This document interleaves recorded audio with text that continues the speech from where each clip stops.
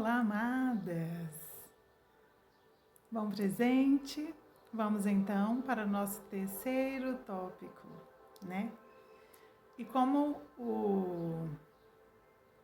a opção de relacionamentos e também os filhos, houve ali um empate, então, observando pela ordem, né? Eu vou estar falando aqui dos relacionamentos, né? Pela ordem que eu entendo que seria mais saudável, digamos assim. Então vamos lá, né? Continuando o nosso processo do olhar para as prioridades femininas, né? Vamos olhar agora, né? Vamos observar os nossos relacionamentos, né? Porque hoje nós temos tantas dificuldades nos nossos relacionamentos, né? Não só de casais, mas às vezes nos relacionamentos com os nossos pais, com os nossos filhos, né? Também os relacionamentos de casais, hoje em dia tem se mostrado tão difícil se manter um relacionamento, né? Por um longo tempo. E podemos observar também os nossos relacionamentos no nosso trabalho, com os nossos amigos, né? Em todos os locais de convivência. Assim a gente olha para a vida na sua essência. Lembrando que na terapia familiar, o tempo todo a gente olha para a vida, né? Para o que nutre a vida, para o que bloqueia o fluxo da vida. Sem julgamento, né? Porque a gente sabe que cada um tem um real motivo para ser como é e para fazer e seguir para a vida da forma que faz e segue. E a gente não tem o direito de julgar, ninguém tem o direito de julgar as atitudes das outras pessoas, né? Porque nós também temos as nossas que muitas vezes as pessoas não concordam. E a gente gostaria o tempo todo que respeitassem, né, a nossa forma de olhar para a vida. E tá tudo certo, cada um no seu jeito.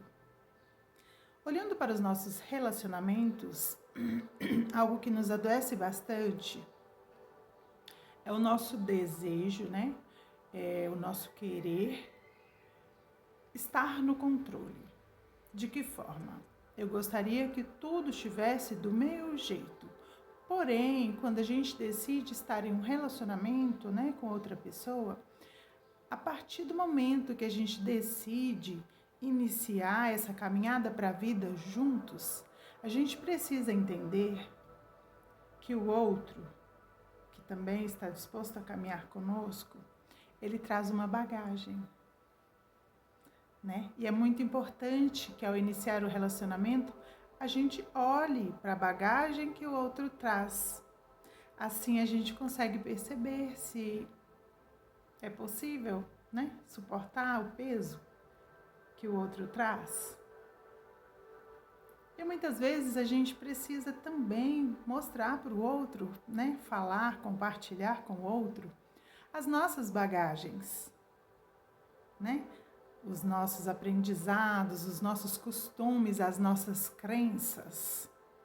É muito importante que a gente olhe dessa forma, né? Então, quando a gente entra num relacionamento, é muito importante a gente observar para onde o outro está indo, né? Como ele olha para a vida, o que ele busca, quais são os seus objetivos, as suas expectativas, né? E a partir daí a gente vai percebendo se é interessante para a gente trilhar um caminho junto, porque muitas vezes a gente até percebe que o outro está indo em uma direção em que para mim não é bom, eu não sinto, né, que tá legal, eu percebo que tem algo ali que não me faz bem, que fica pesado para mim, mas ainda assim eu entro nesse relacionamento com aquele desejo, com aquela intenção de transformar, de trazer o outro para o meu lado, né? De fazer com que o outro venha pensar da mesma forma que eu penso, porque no meu entendimento, o meu jeito de olhar para a vida é bem melhor, né? E a gente esquece de pensar muitas vezes que o outro também tem esse mesmo pensamento, esse mesmo desejo de levar a gente para o lado de lá. Vamos imaginar um exemplo, né? Eu gosto sempre de dar exemplos. Então, vamos imaginar que duas pessoas se conheçam aí, né? Um casal. Um desses, não importa se seja o homem ou a mulher, mas um desses seja extremamente religioso, né? Seja extremamente estudioso na parte espiritual e queira seguir para a vida, né? Que ele enxerga que ali a vida pode ser mais leve, a gente tem mais acolhimento, não é assim? A gente segue ali os princípios bíblicos, onde a gente encontra muitas respostas para as nossas dúvidas em relação à vida. E isso traz um certo conforto para essa pessoa, né? E de repente essa pessoa que tem, né, esse conhecimento, esse jeito de olhar para a vida, essa crença, decide iniciar um relacionamento com uma pessoa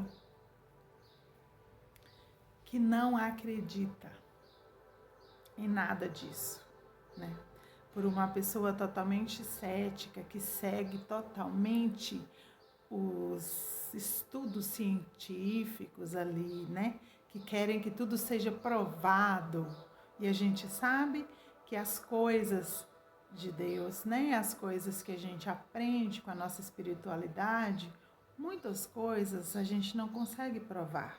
A gente consegue apenas sentir, né? A gente escolhe esse caminho através das nossas vivências, das nossas experiências, ou até das vivências das nossas famílias, experiências vivenciadas em nossa família de origem, né? De tudo que os nossos pais nos ensinaram. Então eu fui criado ali, seguindo uma doutrina. E eu decido ter um relacionamento com alguém que está totalmente perdido, solto no mundo, totalmente diferente do que eu acredito, né? Porque se eu tenho essa mente de olhar para a vida dessa forma, quando eu olho para o outro que não tem uma doutrina, né? Que não tem ali nada que ele segue, e eu vou pensar que aquela pessoa está perdida no mundo. Aí eu tenho aquela ilusão, né, de que eu vou trazer essa pessoa para o meu mundo. E é muito grande o meu desejo, né, em fazer com que o outro venha para o meu time, venha ficar do meu lado. E aí o que acontece? Isso exige de mim um desgaste bem grande, né? Eu posso conseguir, sim, mostrar para o outro, eu posso conseguir provar para o outro e até trazer o outro para o lado de cá. Porém, exige de mim um desgaste um tanto maior, né? Eu preciso dispor de um tempo maior. Então, muitas vezes, o tempo que o casal teria para estar construindo já a vida, né? Para estar fazendo planos ali, de estar seguindo para o futuro, estão ali, né, presos em um conflito onde um quer puxar o outro para o seu lado, para o seu mundo. Quero explicar, eu quero fazer o outro acreditar no que eu acredito, porque é bom. O outro, da mesma forma, pensa que vai me trazer para o lado dele, porque ele acredita que aquilo ali é bom. E tudo isso vem das crenças, né? As nossas crenças são construídas através do que a gente recebe, né? Desde o ventre da nossa mãe, do que a gente ouve, né? As frequências sonoras ali, tudo isso a gente leva para a nossa vida e também para os nossos relacionamentos. É importante também a gente olhar para os modelos de relacionamento, né? Que a gente traz na nossa memória, quais são os nossos registros sobre relacionamento, né? O que eu aprendi na minha vivência. Não é o que eu aprendi que alguém me falou que precisa ser, não. O que eu aprendi, o que ficou registrado foi o que eu vivi, foi o que eu experimentei, né? Então, muitas vezes, se a gente convive com os nossos pais, nossos avós, né, na nossa família, se as pessoas têm um relacionamento saudável, fica bem mais fácil para a gente buscar um relacionamento saudável, né? Por quê? Porque a gente já tem aquele modelo, né? Se alguém tem um relacionamento saudável, eu posso fazer igual essa pessoa fez, eu posso até perguntar algumas coisas ali para eu conseguir chegar onde ela chegou, né?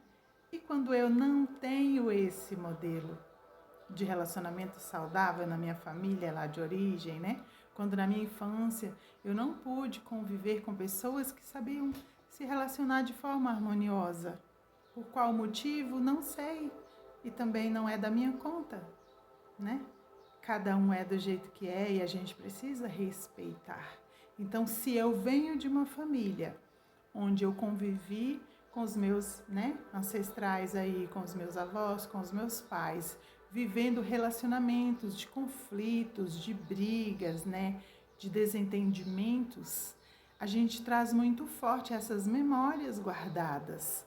Então a gente precisa buscar, né? A gente precisa buscar se distanciar um pouco dos processos que a gente aprendeu. A gente precisa buscar perceber. Eu quero continuar nesse processo? Eu preciso continuar repetindo esses padrões? Será que eu posso ter um relacionamento um pouco diferente? Porque melhor do que os nossos ancestrais a gente nunca vai conseguir. Toda vez que eu tenho uma postura, um desejo de fazer algo melhor do que aqueles que vieram antes de mim, a gente tem uma tendência a fracassar, né? Por que a gente fracassa quando a gente deseja fazer melhor, por exemplo, do que os nossos pais? Porque quando eu olho para o erro, o que eu estou registrando na minha mente? Eu estou registrando o erro, por mais que eu saiba, né, que não é isso que eu quero, eu estou olhando para o erro e querendo tirar isso da minha vida. O simples fato de estar o tempo todo olhando para o conflito faz com que a minha mente fique preenchida de conflito. Então é uma tendência muito grande da gente repetir essas histórias e às vezes um pouquinho pior. Se houver algum julgamento, a gente acaba, né, fazendo um pouquinho pior. E por que isso acontece? Porque existe dentro de nós, no nosso sistema, né, na nossa memória, já existe ali um amor que a gente chama de amor cego. E esse amor nos leva a seguir, né, exatamente igual. Nos leva a repetir os padrões, né, aprendidos. Esse amor é um tipo de lealdade, né? Para eu me sentir pertencente ao grupo, eu preciso ser igual. E eu preciso fazer igual. E isso não é porque eu quero. Não é que eu quero, eu desejo fazer igual. Não. Eu sinto necessidade. E as nossas necessidades básicas de sobrevivência, né, têm um peso muito maior do que o nosso querer, né, do que o nosso desejo. Por isso, muitas vezes, eu desejo viver um relacionamento assim. E daqui a pouco eu me vejo vivendo um relacionamento totalmente diferente do que eu desejei, do que eu planejei. Provavelmente porque eu trago esses registros, né? E se a gente se percebe repetindo ciclos, repetindo padrões, a gente pode olhar para isso, né, com um olhar com bastante respeito, né? Somente quando a gente consegue respeitar, quando a gente consegue permitir que tudo o que já foi seja do jeito que foi, do jeito que é, né? Quando a gente concorda, é isso e pronto. Isso já aconteceu, não dá para mudar, né? O que já foi, já foi.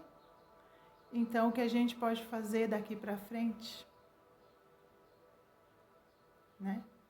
Então, o grande conflito que a gente percebe hoje nos relacionamentos vem do nosso desejo, do nosso querer, da nossa vontade que o outro venha para o nosso lado. E muitas vezes a gente adoece o nosso corpo físico, as nossas emoções. Por quê? Porque isso demanda muito esforço da nossa parte, né? É um desgaste muito grande eu querer convencer alguém a vir trilhar o caminho que eu estou trilhando. Então, lá no início, quando a gente busca um relacionamento, né, é interessante que a gente se permita enxergar, que a gente se permita perceber os costumes, as crenças, né, os padrões de vida e de relacionamentos que essa pessoa segue. Por quê? Raramente, se não houver um outro conhecimento aí, né, se a gente não conseguir buscar ajuda, raramente a gente vai conseguir mudar o outro. Né? Então, por exemplo, se a gente conhece um parceiro que tem algum familiar ali, que tem algum vício, né, alguma patologia, essa pessoa pode estar predisposta a repetir aquilo ali, por amor, por lealdade ao seu sistema de origem. Então, a gente precisa olhar para tudo isso, né, antes de começar um relacionamento. E quando a gente está no relacionamento, né, tá, mas e agora? Eu já entrei no relacionamento e agora, com esse conhecimento, eu percebo que essa pessoa é totalmente diferente de mim. Ela pensa totalmente ao contrário do que eu penso. Ela deseja, né, ir para um lugar totalmente diferente do que eu sempre desejei para mim. E agora, o que eu faço? Eu desisto do relacionamento? Se você achar que vai resolver o seu problema, você pode desistir, né? A gente é livre. Eu não posso exigir que o outro seja do meu jeito. Mas se o jeito do outro me machuca, eu também não sou obrigada a ficar ali, né? Se está me machucando. Mas a gente pode também experimentar, né? A gente pode experimentar desistir. Desistir do nosso grande desejo de mudar o outro. Desistir desse grande desejo de que o outro venha para o meu lado. Então a gente pode caminhar juntos, cada um fazendo a sua parte. Quando a gente começa a olhar com mais respeito para o que o outro traz, né? E lógico que sem deixar, né? Sem deixar de mostrar o que a gente busca. A gente também não precisa se anular. E para fazer isso, a gente não precisa também usar a força, a gente não precisa se desgastar tanto, né? Porque a gente percebe aí um movimento. Quando eu concordo que o outro seja como ele é, automaticamente ele vai concordar que eu seja como eu sou. E ali então a gente permite que o outro seja do jeito que ele é. E então a gente vai se observar, a gente vai se moldar, né? A gente vai se perceber. Se a gente consegue encaixar naquilo que o outro traz, né? Porque segundo alguns conhecimentos aí, o homem é mais rígido, né? Aquele tronco mais robusto assim, né? Mais pesado, mais firme. Então, se a gente for pensar, por que o homem tem esse formato mais rígido assim, né? Mais grosseiro? De repente, nós mulheres, né? que a gente sempre ouve dizer que a mulher tem que ter jogo de cintura, né? Pra gente conseguir afinar um pouco essa cintura, que a mulher precisa, né, se encaixar ali. E quando nós conseguimos, então, né, fazer esse jogo de cintura, quando a gente consegue se contornando, se ajustando ao outro, olhando com respeito, com amor, né? Muitas vezes a gente vai mostrando para o outro devagar, cuidadosamente, o que nos machuca, o que nos dói, né? Sem desgastar, sem utilizar muito da nossa força, sem esse desejo de manter o controle, de dominar o outro, né? Então, assim, a gente vai experimentando algo diferente. E não significa também que você precisa acreditar nas coisas que eu falo. E é saudável que você duvide. E é saudável também que você experimente. Né? Então, quando a gente vem com o nosso conhecimento, com as nossas crenças ali, em algum momento, quando chega um novo conhecimento, né? A gente pode criar novas oportunidades. E a gente pode criar novas crenças. Não é assim? E quando a gente desiste de ter o controle, né? Quando a gente solta o controle, quando a gente permite que o outro seja como ele é, a gente pode respirar aliviada. Se eu permito que o outro é do jeito que é, então eu também posso ser do jeito que eu sou, né?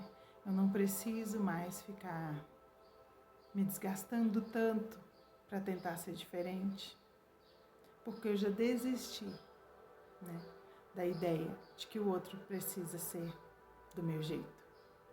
Então eu não preciso mais ser do jeito do outro. E assim a gente segue para a vida, observando e sentindo, né, como isso acontece para cada um de nós. É lógico que para cada um a vida acontece de um jeito diferente. Cada um tem um jeito diferente de olhar. O importante, né, é a gente se permitir